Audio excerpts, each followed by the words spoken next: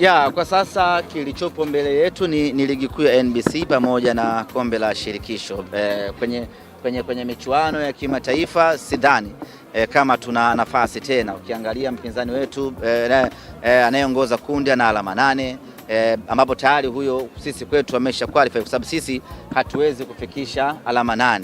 Hata tukishinda michezo miwili yote tunabaki na alama 7. Kwa hiyo tayari wa kwanza kwenye hili kundi ameshapatikana. Lakini mchezo unaofuata Esperance akishinda naye tayari amesha qualify.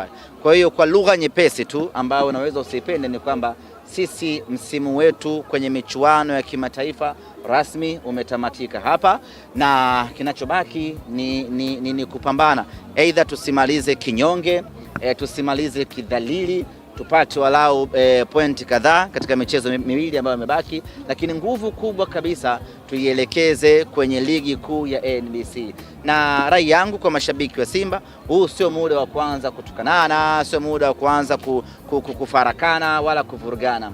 Huu ni muda sahihi kabisa wa sisi kutulia na kujipanga kuangalia ligi kuu ya NBC tunaingiaje na tunakwenda kupata